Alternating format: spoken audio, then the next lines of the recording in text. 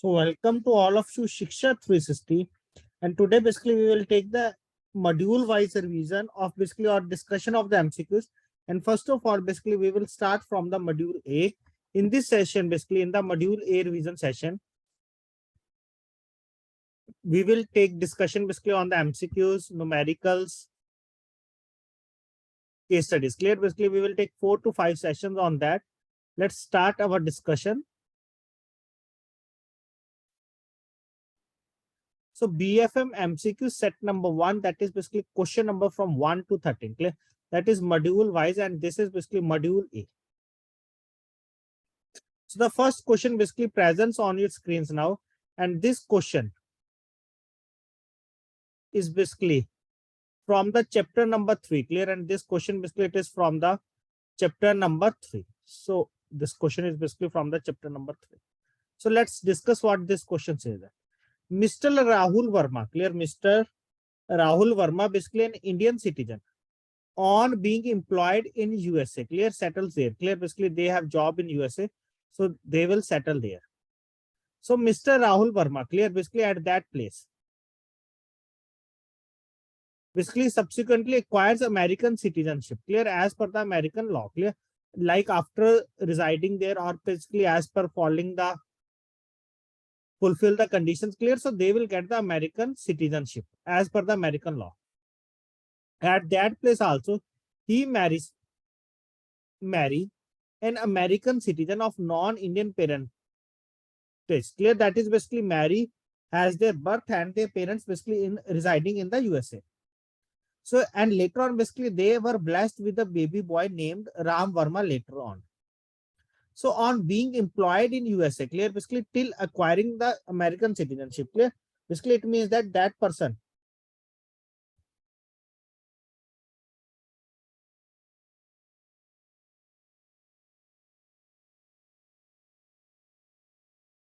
basically after going to the USA, clear, after going to the USA till getting the American citizenship, clear, what is their title? Clear? Basically what is their title? Clear? Option number A is that is NRI. Option number B is that is NRE. Option number C is POI. Option number D is NRO. POI, that is person of Indian origin. Clear? Basically, but as per the question says that basically Mr. Rahul Verma, basically that is an Indian citizen, that is basically having Indian citizenship. Clear? Now they are basically going to the USA basically for the work purpose. Clear? Basically for the work purpose. Clear? Like basically presently you are aware that basically like Twitter, Facebook have many Indian employees. Clear? Basically having many Indian employees. Clear? And even some are acquiring the American citizenship. Clear? Even some are having the American citizenship. Clear? Basically, but now they are firing continuously the employees, and among that basically also there are many Indians. Clear? So basically same condition, like we can say that basically they are going to the USA basically for the work purpose, and they have Indian citizenship. Clear? So basically what status basically they have? Basically they have NRI status. Clear? NRI status, that is non-resident Indian. Clear? Non-resident Indian. So anyone has any doubt, any query regarding that, please tell fast. Hope it is clear to all of you. Basically what they have stated, that is non-resident Indian. Clear? Non-resident Indian, because they have basically till now basically having the Indian citizenship.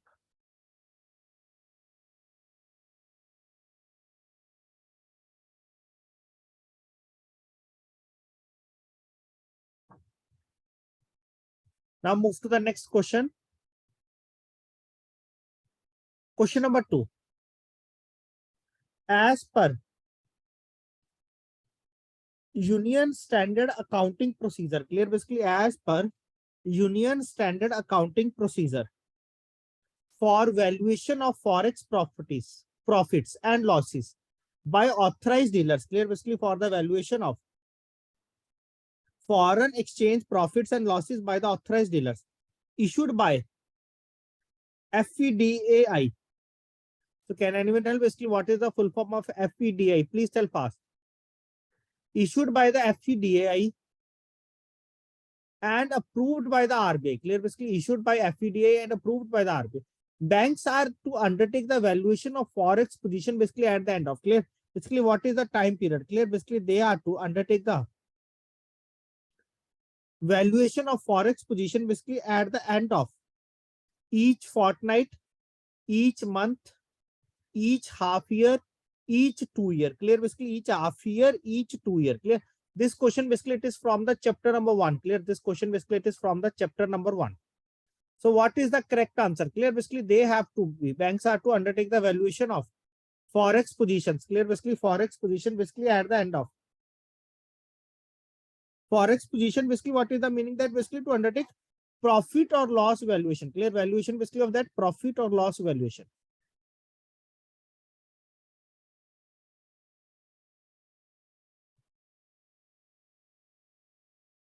Profit or loss valuation basically at the end of each fortnight, each month, each half year, or each 2 year. Clear? So what is the correct answer? That is basically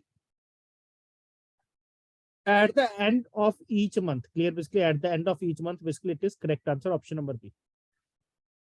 Clear? Basically at the end of each month. Clear? So option number B is the correct answer.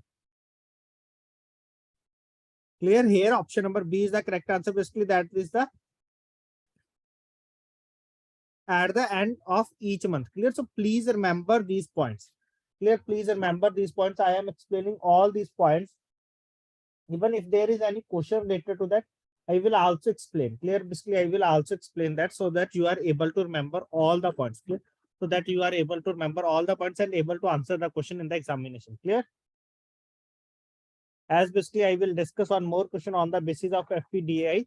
That's why basically I have asked, and what is the full form of FEDAI? That is Foreign Exchange Dealers Association of India. Clear? FEDAI. Please correct one. That is option number B is the correct answer. FEDAI, that is Foreign Exchange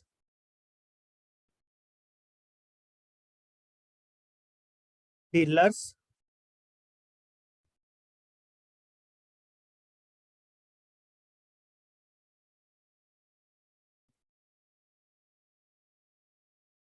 Now move to the next question. Question number 3. Clear? That is also related to the FEDAI. Clear? That is also related to the FEDAI, which I have already tell you. Clear? So FEDAI basically was formed with the approval of the RBI. Clear? Basically FEDAI, that is Foreign Exchange Dealers Association of India, was formed basically with the approval of RBI. Basically in which year? Clear? Basically in which year? In 1951, 1958. Clear? This question we have already discussed. Clear? At the regular session also. Clear? Basically it was formed basically with the approval of the RBI in the year 1951, 1958, 1973, and 1993. Clear? So basically, first of all, it is a non-profit making body. Clear? Basically, it is a, please remember that basically it is a non-profit. It is a non-profit making body, and it was established basically in the year 1958. Clear? This question it is also basically from the chapter number 1. Clear? It was established basically in the year 1958. Clear? 1958. So along with that, basically I have to discuss basically two full forms here. Sometime basically you will get in the examination. Basically we will not know that. Clear? Basically what they will ask in the examination. There are two full forms basically. First one, that is FFMC. Second one, that is RMC. Please tell first what is the full form of these two words, FFMC and RMC. Clear? That is also related to the chapter number 1. Clear? That is also related to the chapter number 1. FFMC. Please tell first what is the full form of FFMC and RMC, if anyone remember. Clear? Basically we have already discussed that thing basically when we have covering the chapter number 1. Clear? FFMC. Clear? FFMC basically stands for the full-fledged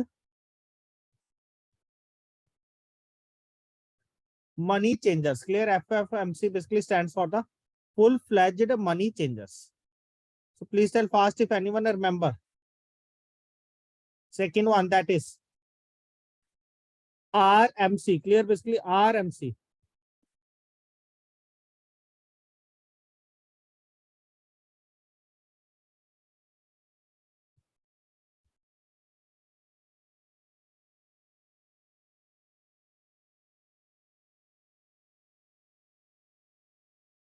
RMC basically stands for the restricted money changer. Yes, you are right. RMC basically stands for the restricted money changes. Okay. Hope it is clear to all of you, both the things. Please participate. Please answer. Now move to the next question. Very, very important. Clear. This question basically sent by one of the student last week as they have doubt under that. Clear. So let's discuss that. Sonali exporters have exported goods. Clear. Basically, Sonali exporters basically have exported goods of worth rupees 30 lakh to the USA and shipped the same. Clear. And shipped the same on January 19, 2004 under a letter of credit. Clear. Basically, under a letter of credit. Clear. Basically, have exported goods basically worth rupees 30 lakh to the USA and shipped the same basically on January 19, 2004 under a letter of credit. So what is the maximum period? Clear. So basically, what is the maximum period that they can take? Clear. What is the maximum period basically that they can take for presentation of the documents? Clear. So what is the maximum period basically that they can take basically for the presentation of documents under a letter of credit to the bank basically for the negotiation purpose? Clear. So for the negotiation purpose, clear, under a bank basically for the negotiation purpose, what is the maximum period basically they can take here? Option number A is 5 banking days. Option number B is 7 banking days. Option number C is 14 banking days. Option number D is 21 banking days. Clear. Option number D is basically 21 banking days. Clear. So what is the correct answer here? Clear. So basically what is the correct answer here? Clear. So as we know that basically date of the shipment. Clear. Basically as they have said that basically shipment basically takes place on January 19, 2004. Clear. This is basically date of shipment. And it plays an important role. Clear. So all these things basically leads to the date of the shipment. Clear. So what is the maximum time period? That is basically it should be 21 days. Clear. Basically 21 calendar days. Clear. It should be basically 21 days from the date of the shipment. Clear. Basically it should be basically 21 days basically from the date of the shipment. Clear. That is date of the bill of lading. Clear. That is basically date of the bill of lading. Clear. So option number D is the correct answer here. Clear. That is basically 21 days from the date of the shipment. Now move to the next question. Question number 5. A commercial standby LC. Clear. Basically a commercial standby LC may be used. Clear. Basically a commercial standby LC basically may be used for the purpose of, clear, commercial standby LC. Clear. This is the only LC which we have used basically at the place of the guarantee also. Clear. Basically this is the only LC basically which we have also used at the place of the guarantee also. Clear. Basically at the place of the guarantee also. Clear. So let's discuss basically what they are saying that. So basically a commercial standby LC may be used basically for the purpose of financial guarantee, performance guarantee, import of goods, or option number D, that is all of these. Clear. Basically all of these. Clear. So here basically if they are asking simple standby LC, that is basically equivalent to the guarantees. Clear. Basically standby LC basically this is equivalent to the LC. Clear. Basically but they are specifically mentioned that is commercial standby LC. Clear. That is commercial standby LC. Clear. So basically it is used basically, this is basically from the chapter number 4. Clear. This question basically it is from the chapter number 4. So commercial standby LC basically it is used basically for the purpose of import of goods. Clear. Basically it is used basically for the purpose of import of goods. So option number C is the correct answer here. Clear. Option number C is the correct answer here. That is basically commercial standby LC basically may be used basically for the purpose of import of goods.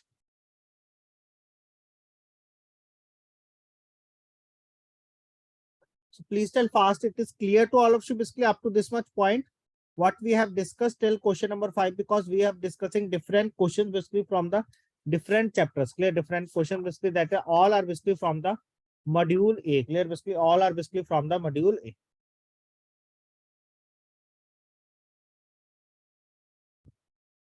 Now move to the next question. Political uncertainty in a country. Clear. Basically political uncertainty basically in a country leading to the fall of the government. Clear. Basically that is if there is no political stability, in the country basically leading to the fall of the government. So political uncertainty basically in a country leading to the fall of the government is a risk for the counterparty also. Clear? Basically, it is a risk for the counterparty also. Clear? So this is basically which type of risk. Clear? So basically, this is basically which type of the risk. Political risk, country risk, credit risk, and forex risk. Clear? So this is basically from the chapter number 6. And we have already discussed in detail all these things. And also, I think basically this question basically we have discussed. Clear? So political uncertainty basically in a country leading to fall of the government, basically it is a country risk. Clear? Basically it is a which type of risk? Basically it is a country risk. Clear? Sometimes basically we will say that political uncertainty that leads to the political risk. No, basically it is a country risk. Clear?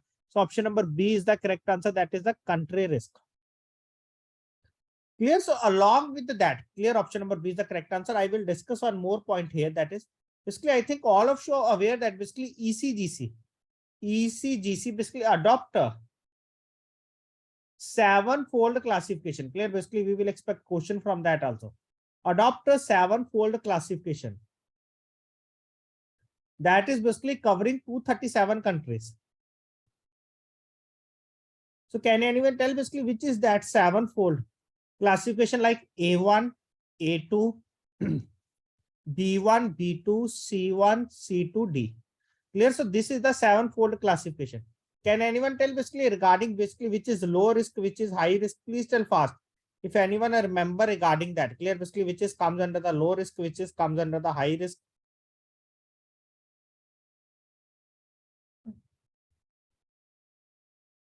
Like basically, I will tell you here also one by one all these things.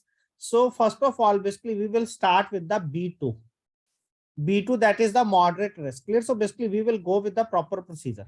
B2 basically stands with the moderate risk. Clear? So above it is going to be reduced and below increase.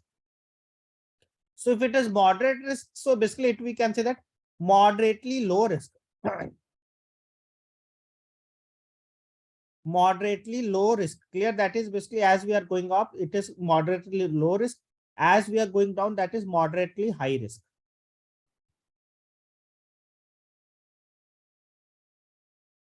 It is low risk. Now remove the word moderately. Here also basically moderately basically we have to remove, that is high risk. Low risk, after that basically insignificant risk. Clear? Insignificant risk or no effect. This is very high risk. And these points are very, very important. Clear? These points are very, very important. Clear?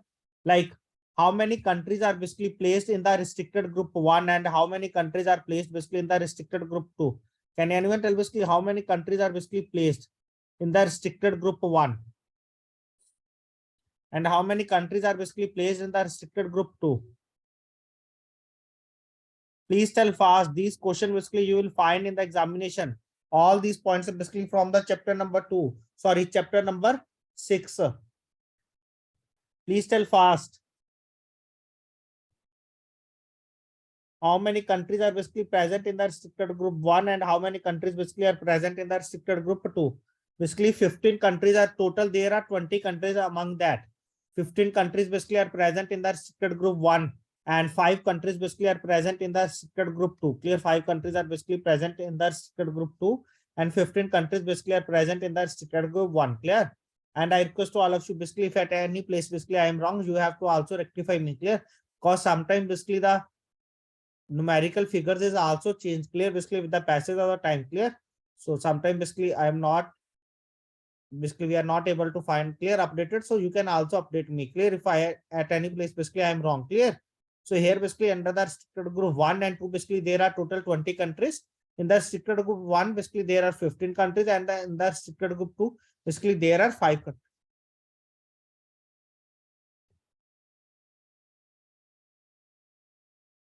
Okay. Now move to the next question. Question number 7.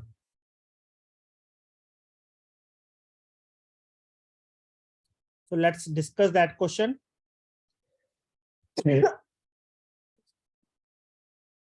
So the bank may allow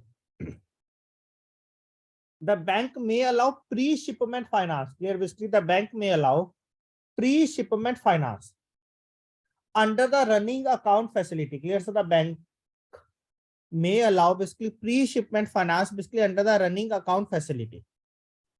So let's discuss basically what they are saying that. Clear? Basically what they are saying that. Without prior lodgement of LC or firm export orders, LC or firm export order, based on undertaking basically from the exporters, or only with the lodgement of LC or firm export orders. Clear? Only with the lodgement of LCs or firm export orders. Clear? Only with the lodgement of LCs or the firm export orders. Clear? So what will be the answer here? So what will be the answer here? Please tell fast. Without prior lodgement of the LC or firm export orders. Second one, third one, fourth one. Please tell fast. This question, it is basically also from the chapter number 5.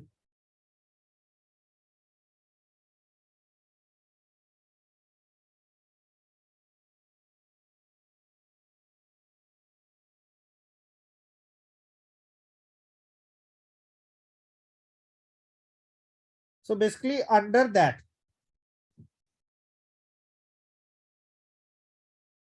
option number may allow pre-shipment finance basically under the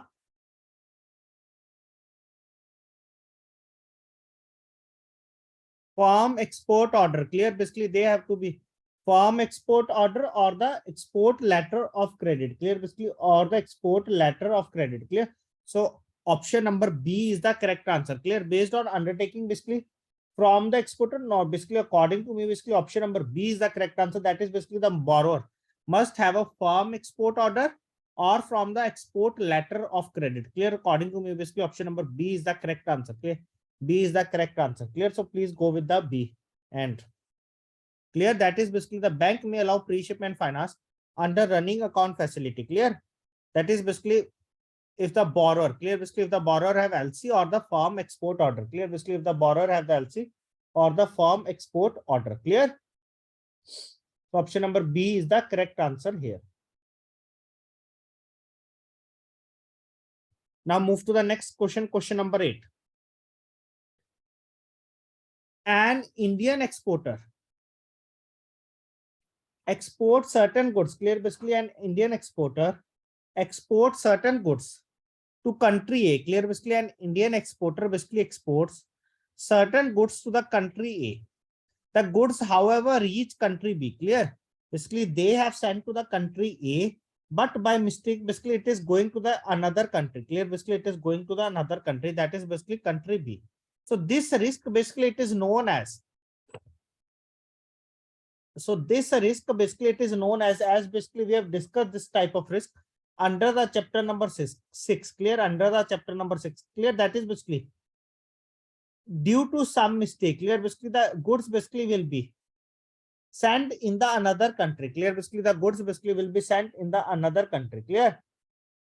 So that is basically known as the country risk. No, this is totally wrong. Clear? As some students say that country risk. Clear? Country risk basically we have already discussed due to the political instability. This is operational risk. No, this is also not to the operational risk. Clear? Operational risk, like basically we can say that like failure of the system or connectivity or communication breakdown, that basically comes under the failure operational risk. Clear? Basically that is basically wrong shipping. Clear? Basically this is done to the wrong shipping. So basically it is comes under the shipping risk. Clear? Basically there is wrong shipping is to be done. So basically it is comes under the shipping risk. Clear? So basically it is comes under the shipping risk. Option number A is the correct answer. Clear? Option number A is the correct answer. That is the shipping risk. So along with that, basically there are two risks also. Clear? Basically along with that, basically here there are two risks. One is the buyer risk. One is the seller risk. So first of all, I will ask one question basically from all of you. Basically buyer risk, it is to be faced by. It is to be faced by. And seller risk, basically it is to be faced by. Clear? Basically who will face buyer risk? Who will face seller risk? Please tell fast. Buyer risk, basically it is to be faced by which person? Buyer risk and seller risk, basically it is to be faced by whom? Please tell fast. Clear? Basically, buyer is basically it is to be faced by the seller, and seller is basically it is to be faced by the buyer. Clear? So please remember all these things. Clear? Please remember all these things.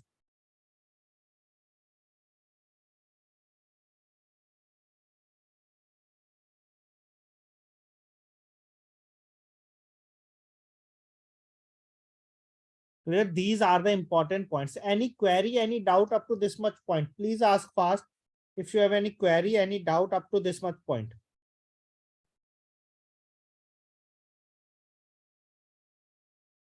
Now move to the next question. Clear? Now move to the next question, question number 9. So export credit insurance, clear? Export credit insurance basically is extended to banks to cover the finance extended against, clear? Basically export credit insurance is extended to the banks, basically to cover the finance extended against, clear? Basically to cover the finance basically extended against. Option number A is overseas receivable. Option number B is basically stock in trade. Option number C is basically export incentives. Option number D is basically all of these, clear? Basically option number D is basically all of these. So what will be the correct answer here?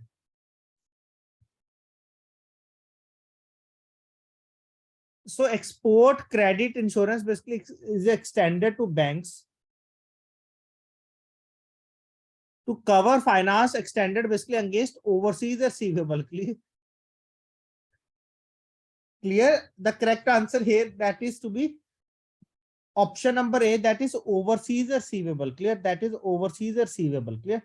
So please remember that. Clear? Basically, please remember that basically all these things. Now move to the last question of our today's discussion. This will be the last question, as basically we have to discuss some other points along with this question. Clear? Along with this question, basically we have to discuss some another points. Clear? So what is the minimum average maturity? Clear? This point is very, very important basically for the examination point of view. That is basically regarding the chapter number 7, external commercial borrowings. So what is the minimum average maturity for a loan or accommodation basically to qualify to be the track 1 external commercial borrowing? Clear? So basically there are 3 tracks. First one is the track 1, track 2, and track 3. So what is the minimum average maturity basically for a loan or accommodation to qualify basically to be the track 1 external commercial borrowing?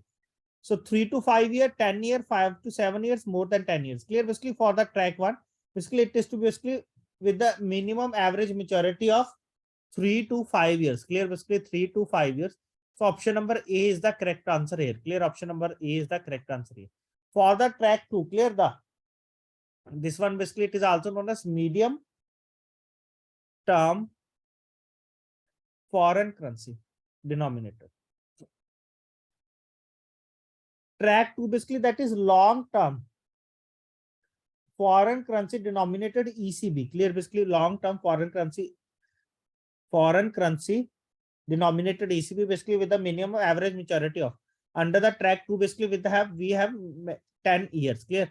Basically we have 10 years. And track 3, that is basically track 3 basically that is Indian rupee denominated ECB. Clear?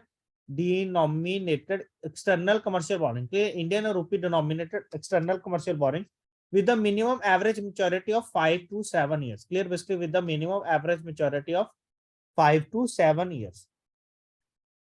So please tell fast. All these points are clear to all of these. Basically what we have discussed these questions. Please respond fast. If anyone has any doubt, any query regarding these points, please ask fast.